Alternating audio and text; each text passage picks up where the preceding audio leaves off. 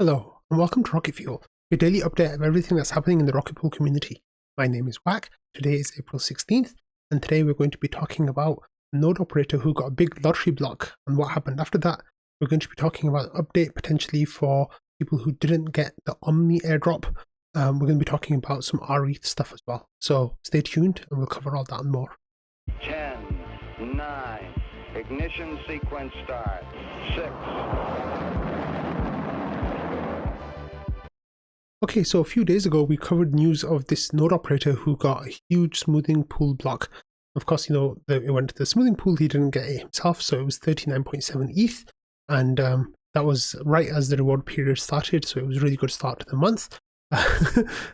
and right away, the month started off really well. So here was Rocket Watch, brought it up, with the communist flag, put his face on there as well. But that of course went to the smoothing pool because the person was a member of the smoothing pool. So you wouldn't believe what happened next. The person left the smoothing pool. Not only did they leave the smoothing pool, but they actually stopped being a Rocket Pool node operator as well. So it's really unfortunate that this person, I guess felt so bad about losing out on the smoothing pool block that they just decided to pack it in. Maybe actually let's poke around the node and see what status their node was in, because it might have been that they were already underwater in RPL, and then like that was just the straw that broke the camel's back.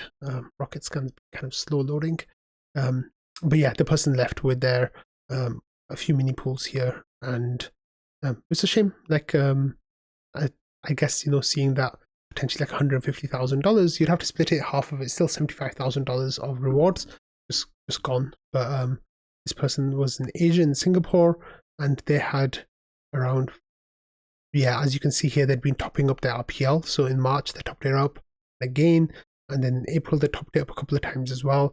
So I think at that point they were just like done with it. So they had 2,400 RPL staked, but they had 7 or 8. So yeah, maybe they weren't too far under collateral, but now they've stopped being a validator. So that was a shame. But I thought it was kind of funny, sad that the person reacted like that.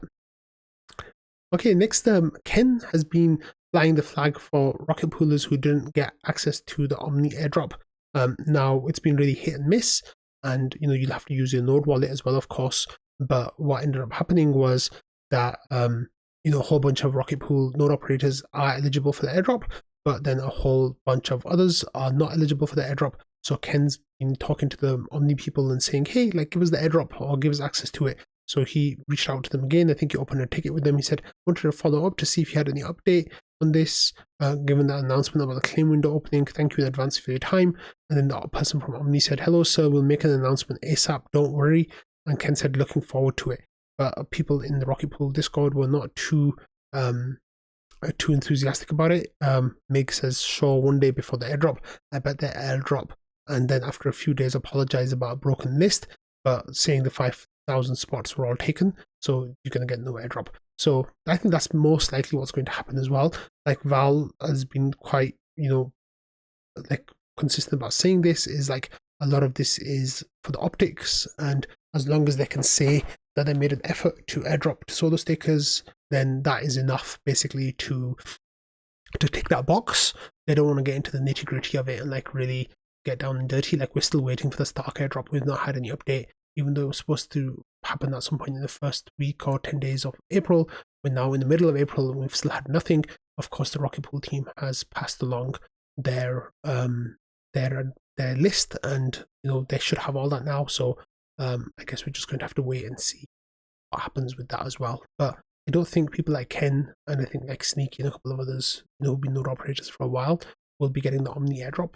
Sorry about that. It looks like each token will be around $40 to $50, of which 60 tokens that you'll be getting is $2,500 to $3,000, which is not an insignificant amount.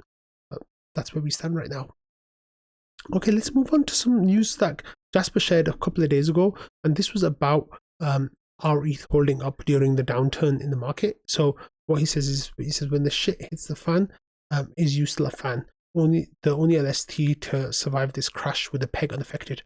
So of course the crypto markets took a downturn, but what happened in the meantime is the rETH actually developed a premium at 0.015, which is like a negligible premium. It's like pretty much the cost of minting included. But Wrapped ST-ETH, Swells ETH, and CB-ETH all took a bit of a discount in that time. Here, Sebastian says that's slightly dishonest because the numbers are real, but they're mostly still consistent. And Jasper says actually, like, you know, it took they took a 0.2% swing, which is large. And Sebastian was saying that, you know, I observed multiple restaking tokens during the crash. CB-ETH even increased, I don't know why. Some lost slightly. And then Jasper pulled that information from like a little bit earlier. About whether it was a fair comparison or not. But yeah, like rETH was a slight discount, and then they went to a slight premium, which was good. And ST-ETH was the one. Yeah, so you can compare those numbers as well. But rETH basically held up really well during that time. So good job, rETH. Okay, we're going to talk about a couple of DeFi protocols now and how they're using rETH. So here we have news from Teddy, who is the co-founder and CEO of Notional Finance. And he says interest rate models on Notional Finance version 3 may now updated. Yields here are worth a look. So the rETH yield is down to about 1%. And then there's big yields on USDT, around 75%. And on USDC, it's around 21%. And on ETH, it's 4% as well. So if you are using Notional Finance, you might want to check out to see how that yield is impacting you and whether you want to change your position or not, because you might be able to get better yield elsewhere for your rETH. For example, here's Beefy, and Beefy says, we no longer make rocket puns. Research has shown such puns go over everyone's head. So yeah, that definitely goes over your head, just like a rocket does. But anyway, here they're hyping up their rETH vault. This is Beefy with Balancer, and this is on Coinbase's base layer 2. So if you put in rETH there, you can get up to 22% auto compounding. And this reward has actually been quite consistent for at least a few weeks. So there's a really nice amount of rewards that you could have been earning if you were part of that pool. So definitely consider it. Of course, you know, Base still has its training wheels on. It's still a stage 0, I think, a roll up. So you got to be careful, you know, putting size on there. But for the most part, you should be fine. Of course, you know, you need to take a risk assessment yourself, what you're happy with. But there's some really good yield to be had out there for your rETH if you are interested in going and finding that. Next, we're going to go back to the Discord, and we're going to give another shout out to Nixo here. So we were talking in the Discord about how many people are actually solo staking node operators, and how many like legitimate humans there are in Rocket Pool. And Danny here said more than 150, because that's what NodeSet have recruited out of the Rocket Pool community. I think there's probably closer to like 1,500 to 2,000 unique people, like actual people in Rocket Pool.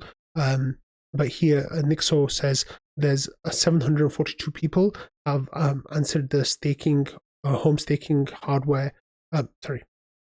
742 people have answered the staking survey, and they indicated that they run staking hardware from home. So if you haven't filled out the staking survey, like each staker could really like use that help. I gave it a shout out on the show a few days ago as well. But here, you know, fill out the survey. They want to create publicly available data that accurately represents what home stakers care about, what kind of software and services they want to use, etc. You know, Nixo says it should take max 15 minutes. So follow the links if you've got a few minutes to check out what Nixo's talking about here and do the survey. I can't show you the survey because I already took the survey and it won't let me see again. It says, look, you've already completed this survey. It's giving me an error screen. So sorry about that. But otherwise, like, go and check that out. Yeah. And finally, there was this discussion in trading that was going on about a tweet from Vitalik. So Vitalik here was talking about what units of measurement he actually likes. So he likes he likes meters, he likes kilograms. He has a slight preference for Celsius, but doesn't care much either way. He wants to abolish seasonal time changes for online calls. He wants UTC, and the preferred date format is year, month, date. He says the ground floor is 0, and don't skip floors 4 and 13. He says don't put sugar in cold tea. So this definitely got trading talking about it. And then Owl says 0 is ground floor. Pateri says floor numbers should start with 1. So there's already like a little bit of tension here. And then it says you call it the ground floor, not the 0 floor.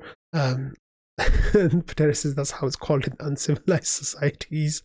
And then there was a whole bunch of discussion going back about the dates as well. Zemo here says that the year, month, date is kind of stupid. Just do it linearly forwards. And that, of course, is, day, month, year, which is not the American system, which is month, day, year, which is dumb, of course. And Viz here says year, month, day, or date, month, year is fine. I don't care as long as it's not month, date, year, which I kind of agree with him. Then Zemo said that he wants Kelvin for the temperature instead of Celsius. I like the ground floor for the first floor of a building, and then if you go up one set of stairs, you go to the first floor. If you go down one set of stairs, then you go to basement floor 1. I think that just makes sense. So Patches called me Anglophile because of that. He says how very Anglo-centric of you. So I was like, yeah, I have to admit that. But anyway, there's apparently like a whole division in the world of what we call our different floors. But yeah, anyway, on that note, I'm going to end today's episode. It was a quick one. There wasn't too much happening in the rocket pool land, so there wasn't all that much to say. Hopefully tomorrow will be a more exciting day of positive price action maybe, but one can hope. But anyway, thank you all for watching, listening, and being part of the Rocket Fuel community. I hope you all have a lovely day ahead, and I will see you all tomorrow. Bye.